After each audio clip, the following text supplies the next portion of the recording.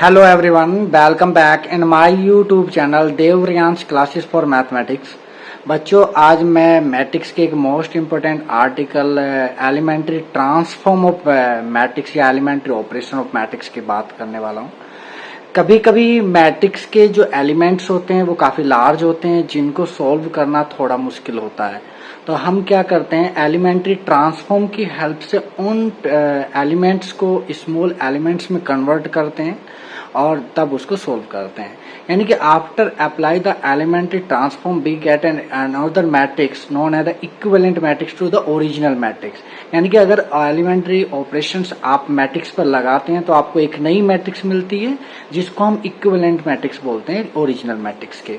और इन दोनों के रिजल्ट्स में कोई भी डिफरेंस नहीं होता। यानी कि जो रिजल्ट्स आपके ओरिजिनल मैट्रिक्स के आने वाले हैं वही result after apply some elementary transform we get equivalent matrix, उसी के रिजल्ट भी सेम होंगे। यहाँ पर हम दो तरीके के ऑपरेशन लगा सकते हैं, रो ट्रांसफॉर्मेशन एंड कॉलम ट्रांसफॉर्मेशन। और दोनों में तीन तीन ऑपरेशन हम लगा सकते हैं। यानी कि इन्हीं दो रो को इंटरचेंज कर सकते हैं, किसी रो के अंदर कोई मल्टीप्लाई कर सकते हैं या किसी रो के अंदर अदर रो के में कुछ मल्टीप्लाई करने के बाद ऐड कर सकते हैं। यही काम हम कॉलम ट्रांसफॉर्म में भी कर सकते हैं। एलिमेंट्री ट्रांसफॉर्म के काफ़ी फायदे हैं, काफ़ी एप्लीकेशन है मैट्रिक्स के अंदर। जैसे अभी अगर प्रीवियस क्लास में आपने मैट्रिक्स पढ़ लिया तो वहाँ पर हम इनवर्स निकालते हैं। इनवर्स निकालने के लिए एलिमेंट्री ट्रांसफॉर्म लगते हैं। बड़ी बड़ी मैट्रिक्स के डिटरमिनेंट अगर आपको निकालना हो तो वहाँ पर भी एलिमेंट्री ट्रांसफॉर्म लगते हैं। कभी कभी solution of simultaneous linear equations को हम सोल्व करते हैं तो वहाँ पर भी एलिमेंट्री ट्रांसफॉर्म लगते हैं। अभी हायर क्लास के अंदर रैंक जब हम निकालते हैं तो रैंक निकालने के लिए एक आप जो मैट्रिक्स निकालते हैं एक्लन फॉर्म वगैरह या नॉर्मल फॉर्म, तो वहाँ पर भी एलिमेंट्री ट्रांसफॉर्म लगते हैं। कुल मिला के elementary transform are the most important to reduce a original matrix to a simple form. तो चलो स्टार्ट कर लेते हैं elementary transform of matrices. Hello बच्चों, चलो तो स्टार्ट कर लेते हैं elementary transformation. There are two types of transformation. Number one row transformation और second is column transformation. Transformation का फायदा क्या है, कई बार क्या होता है बच्चों, काफी बड़ी बड़ी डिजिट्स की मैट्रिक्स आपको मिल जाती है और जिसको सोल्व करना थोड़ा मुश्किल होता है। तो हम इसको एक इक्विवेलेंट मैट्रिक्स में कन्वर्ट करते हैं with the help of transformation. तो सबसे पहले एलिमेंट्री ट्रांसफॉर्मेशन पढ़ने से पहले हम इक्विवेलेंट मैट्रिक्स को जान लेते हैं, क्या होती है equivalent matrix.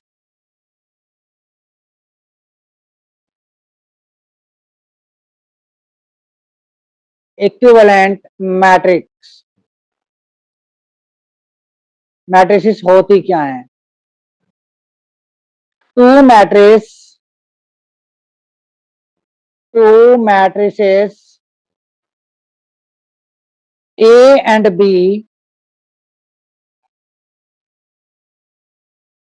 are said to be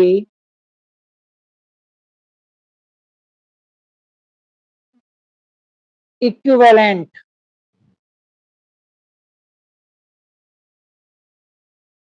if A can be A can be reduced to B by a sequence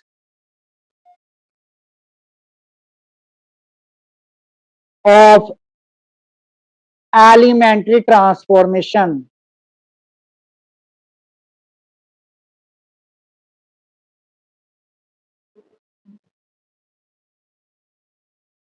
यानी कि अगर ए मैट्रिक्स पर आप कुछ एलिमेंट्री ट्रांसफॉर्मेशन अप्लाई करते हैं तो उन ट्रांसफॉर्म के बाद जो मैट्रिक्स आती है वो पहली मैट्रिक्स के इक्विवेलेंट होती है। अब इक्विवेलेंट मैट्रिक्स का क्या फायदा? इक्विवेलेंट मैट्रिक्स एक्चुअली में मैट्रिक्स के नेचर को चेंज नहीं करती। तो जो आपका सॉल्यूशन होगा पहली मैट्रिक्स का वही सॉल्यूशन इक्विवेलेंट मैट्रिक्स का होगा। अब यहाँ पर आप एक नोट लिख सकते हैं, if we apply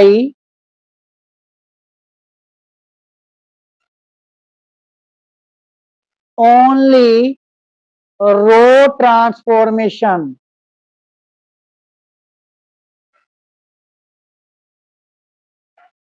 then B is called row equivalent matrix. Row equivalent matrix.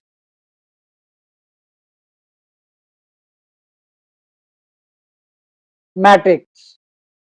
तब इसको अगर आप सिर्फ रो ऑपरेशन अप्लाई करते हैं तो जो मैट्रिक्स बनती है उसको आप रो इक्विवेलेंट मैट्रिक्स भी बोलते हैं। तो अभी जो बड़ी बड़ी मैट्रिक्स तो उनको छोटी छोटी मैट्रिक्स में कन्वर्ट किया जा सकता है, मतलब एक स्मॉल एलिमेंट्स की मैट्रिक्स में कन्वर्ट किया जा सकता है but with the help of elementary transformation. और there are two types of transformation. Number one row transformation and second is the column transformation. तो ये ट्रांसफॉर्मेशन होते क्या है ये भी मैं आपको बता रहा हूँ और साथ के साथ एग्जाम्पल लेके भी मैं आपको क्लियर करूंगा कि क्या क्या हम चेंज कर सकते हैं। तो पहले पढ़ते हैं रो ट्रांसफॉर्मेशन। रो ट्रांसफॉर्मेशन और ऑपरेशंस भी आप बोल सकते हैं, ऑपरेशन। रो ट्रांसफॉर्मेशन और रो ऑपरेशंस। तो यहाँ पर तीन तरीके के चेंज आप किसी भी रो के अंदर कर सकते हैं, उससे मैट्रिक्स के नेचर पर कोई भी इफेक्ट नहीं आएगा। नंबर वन, पहला चेंज आप कर सकते हैं, you can interchange any two rows of A matrix. Interchange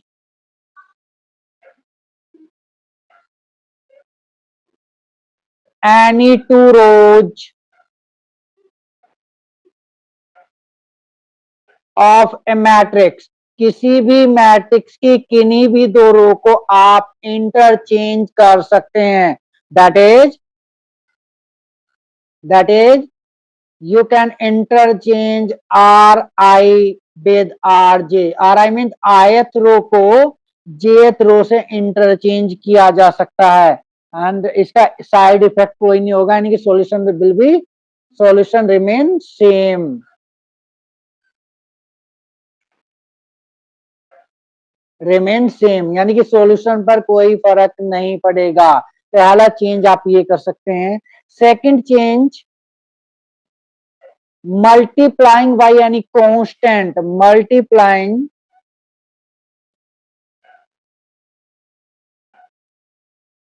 by any non zero scalar. Zero नहीं होना चाहिए, non zero scalar in any row. किसी भी रो के अंदर आप किसी भी नॉन जीरो स्केलर की मल्टीप्लाई कर सकते हैं। That is R I tends to K times R I. It means ith row के अंदर किसी भी कांस्टेंट के की आप मल्टीप्लाई कर सकते हैं, इसका भी कोई साइड इफेक्ट नहीं है। Then solution remain same. Solution remain same, solution पर कोई इफेक्ट नहीं आएगा। सेकंड काम आप ये कर सकते हैं। और जो थर्ड है, you can adding any row to another row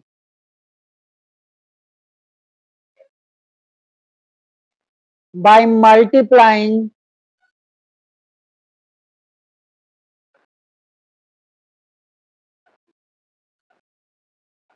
any constant।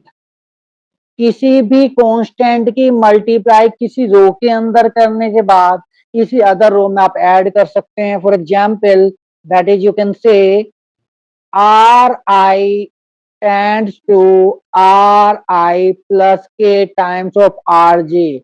It means इसका मीनिंग्स ये हुआ कि ith रो को आप चेंज कर सकते हैं with the element of ith row plus K times jth row elements, corresponding element of jth row. यानी कि ith रो के एलिमेंट्स में मैनेजमेंट में ऐड कर सकते हैं jth कॉलम रो के एलिमेंट आफ्टर मल्टीप्लाइंग y यानी कांस्टेंट के, and then solution will remain same, solution पर कोई इफेक्ट नहीं पड़ेगा, सॉल्यूशन रिमेन सेम, सॉल्यूशन पर कोई फर्क नहीं पड़ेगा। तो ये तीन रो ट्रांसफॉर्मेशन या रो ऑपरेशन आप यूज कर सकते हैं। सिमिलरली बिल्कुल सेम ऑपरेशन आप कॉलम पर भी अप्लाई कर सकते हैं। तो नेक्स्ट लिख लेते हैं, कॉलम ट्रांसफॉर्मेशन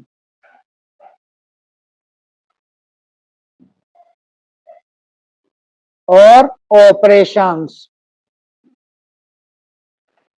तो वो तीनों के तीनों सेम जो हमने वहां पर बनाए तो वो तीनों यहां पर भी। Number one, you can interchange any two row, interchange any two columns, कोई भी किन्हीं भी दो कॉलम्स को आप इंटरचेंज कर सकते हैं, कोई इफेक्ट नहीं आएगा। That is C I interchange with C J, यानी कि आप ith column and jth column को इंटरचेंज कर सकते हैं and solution remain same, solution remain same. ऐसा करने के बाद भी मैट्रिक्स पर के सॉल्यूशन पर कोई इफेक्ट नहीं आएगा। Second, multiplying multiplying by any non zero scalar, non zero scalar in any column, यानी कि किसी भी कॉलम के अंदर आप किसी भी constant and non zero constant की मल्टीप्लाई कर सकते हैं। That is C I tends to K times C I, यानी कि आयत कॉलम के अंदर जो आयत कॉलम्स के एलिमेंट है उनको इंटरचेंज किया जा सकता है और बदला जा सकता है के की मल्टीप्लाई करने के बाद नए एलिमेंट्स में, और सॉल्यूशन रिमेन सेम रहेगा, तब भी कोई फर्क नहीं पड़ेगा। सॉल्यूशन रिमेन सेम, ऐसा करने पे भी कोई इफेक्ट नहीं आएगा। और थर्ड है adding any column, any column into adding any column in another column, in another column after multiplying by any constant, any constant, यानी कि किसी भी कॉलम के अंदर किसी कांस्टेंट की मल्टीप्लाई करने का हम किसी अदर कॉलम में ऐड कर सकते हैं। यानी कि मैं लिख सकता हूं C I tends to C I plus K times और सी जे, यानी कि मैंने जे कॉलम के एलिमेंट्स में के की मल्टीप्लाई करके आयत कॉलम्स में ऐड किया है, तो आयत कॉलम्स के नए एलिमेंट जनरेट हो गए। सॉल्यूशन रिमेन सेम, यहाँ पर सॉल्यूशन पर कोई फर्क नहीं पड़ेगा, सॉल्यूशन रिमेन सेम, ऐसा करने पे भी कोई इफेक्ट नहीं आएगा। तो ये तीन ऑपरेशन कॉलम पर भी आप ऑपरेट कर सकते हैं। अब इनकी काफी सारे एप्लीकेशंस आपको देखने को मिल सकते हैं। जब इनवर्स हम निकालते हैं मैट्रिक्स का तब भी इनको यूज करते हैं। आगे अब आप रैंक ऑफ मैट्रिक्स पढ़ेंगे, वहां पर एक्लन फॉर्म, नॉर्मल फॉर्म निकालने के लिए ऑपरेशन यूज करेंगे। और solution of simultaneous linear equations को सोल्व करने के टाइम पे हम इन ऑपरेशन को यूज करते हैं। यानी कि जो बड़े बड़े नंबर्स की मैट्रिक्स है उनको छोटे छोटे नंबर की मैट्रिक्स में कन्वर्ट किया जा सकता है with the help of row and column transformation. अब एक एग्जाम्पल पर ये ऑपरेशन हम लगा लेते हैं। तो एक एग्जाम्पल ले लेते हैं। एग्जाम्पल लिया, लेट सपोज कर लिया मैंने कोई एक मैट्रिक्स ली है, इसके अंदर 6 1 2 3 4 5 6 7 8 9 ये कुछ एलिमेंट्स मैंने ले लिए हैं। अब मैं तीनों ऑपरेशन यहां लगा के आपको दिखा रहा हूं। नंबर वन, भाई आप पहला ऑपरेशन लगा सकते हैं Y R1 interchange with R2, यानी कि R1 R2 के एलिमेंट्स कोरस्पॉन्डिंग एलिमेंट को बदल सकते हैं। और ऐसा करने पर आपको एक नई मैट्रिक्स मिलेगी जो पहली मैट्रिक्स के इक्विवेलेंट होगी। ये सिंबल इक्विवेलेंट का है। तो R1 के एलिमेंट R2 के एलिमेंट बदल लीजिए। तो यहाँ पर आ जाएगा 4, यहाँ पर आएगा 5 और यहाँ पर आएगा 6, यहाँ पर आएगा 1, यहाँ पर आएगा 2, यहाँ पर आएगा 3 और थर्ड रो के अंदर कोई भी चेंज मैंने नहीं किया है। तो ये एक नई मैट्रिक्स बन गई है और which is the equivalent to given matrix.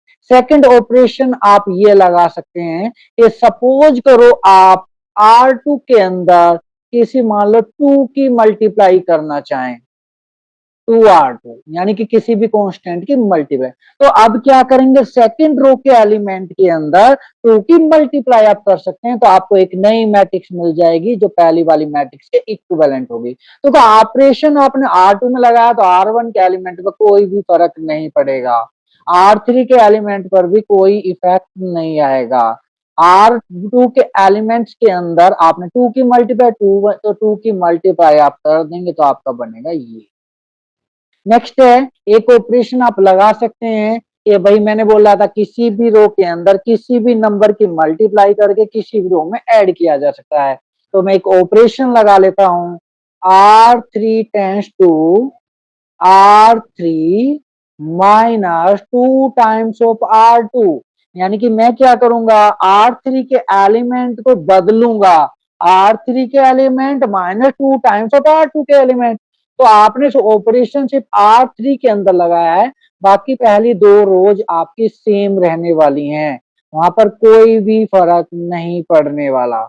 अब जो थर्ड रो के एलिमेंट हैं वो क्या होंगे, R3 के element minus 2 times of R2 के एलिमेंट।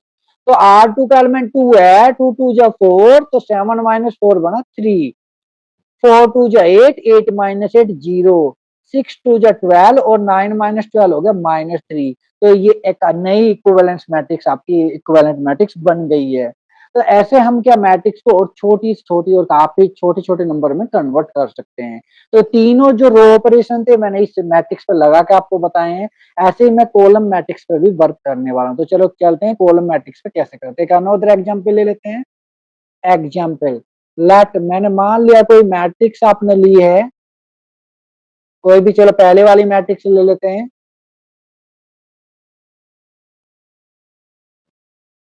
ये पहले वाली एज इट इज मैट्रिक्स मैंने उठा ली।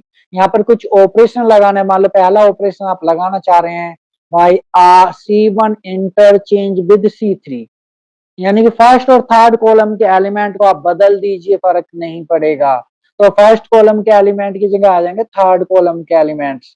सेकंड में कोई चेंज आप कर नहीं रहे हैं और फर्स्ट रो के एलिमेंट पहुंच जाएंगे थर्ड कॉलम की जगह। तो पहला हम ये एक नई इक्विवेलेंट मैट्रिक्स आ गई।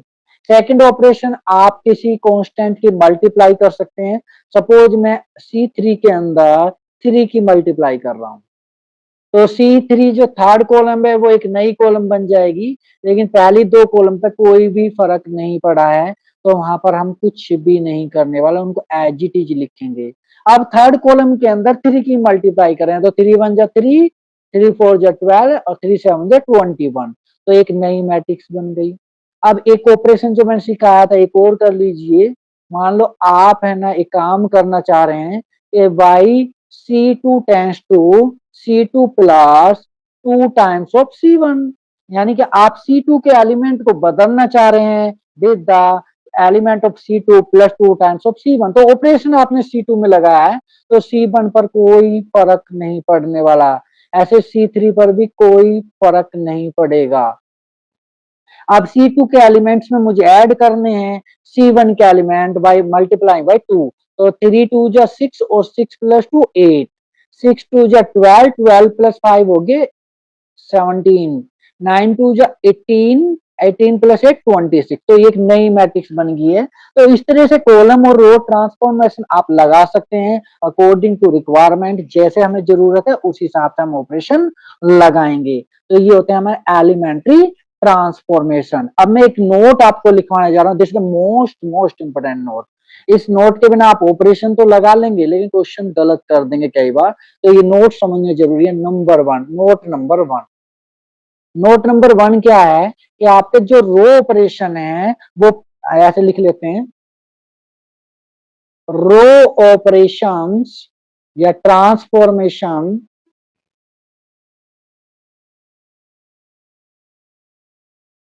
Effect only pre multiplication matrix.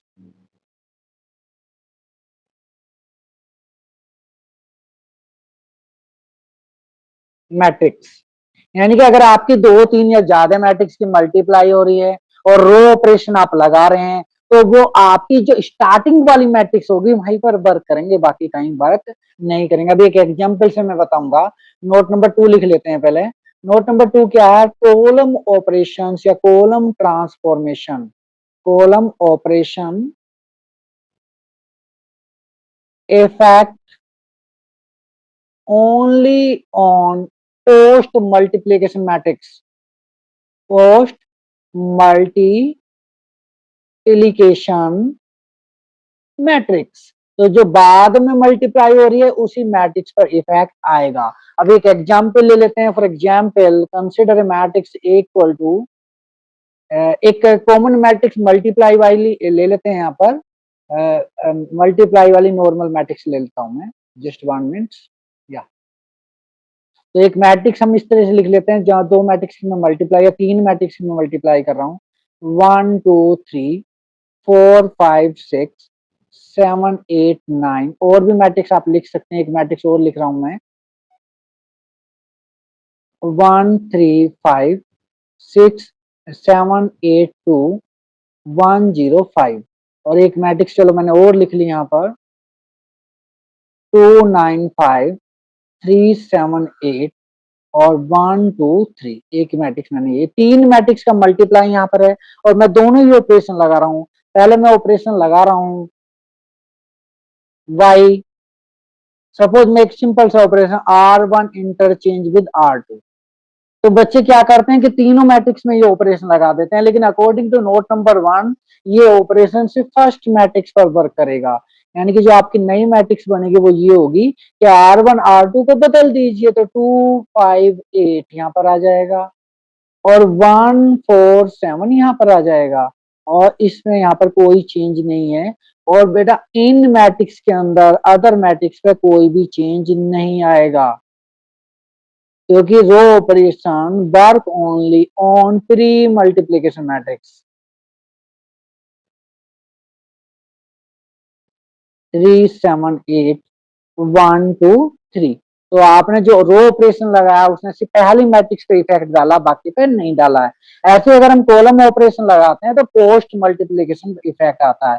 Another example consider, मान लो एक मैट्रिक्स लिया आपने 1 2 3 4, एक छोटी सी मैट्रिक्स और ले लेते हैं 2 3 5 6, एक और ले लेते हैं 1 2 5 7। ये अब मैंने लगाया और मैं एक ऑपरेशन लगा रहा हूँ y, C1 tense to C1 plus C2। तो आपने कॉलम ऑपरेशन लगाया तो ये जो ऑपरेशन लगेगा सिर्फ पोस्ट मल्टीप्लीकेशन मैट्रिक्स पर लगेगा, तो पहली मैट्रिक्स में कोई भी चेंज नहीं आएगा। आपके पास मैट्रिक्स कितनी भी हो, आपको ये चीजें ध्यान रखनी है कि row operation work only on pre multiplication matrix while the column operation work on post multiplication matrix। तो C1 के एलिमेंट को लिखना element of C1 plus element of C2, यानी कि 1 + 2 3, 5 + 7 12 और बाद के उसमें कोई चेंज नहीं है। तो ये दो नोट जो मैंने लास्ट में लिखे, these are the most most important notes.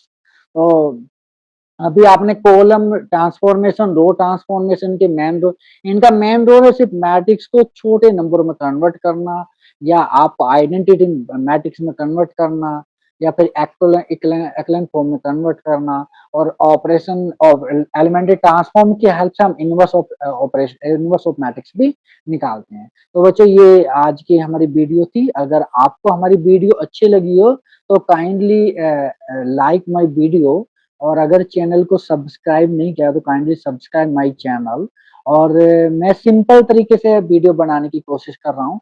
फिर भी अगर आप लोगों को कोई डाउट्स आ रहा है तो kindly right in comment box, और अगर फिर भी कोई डाउट है तो kindly you can contact on my WhatsApp number. Thank you for watching.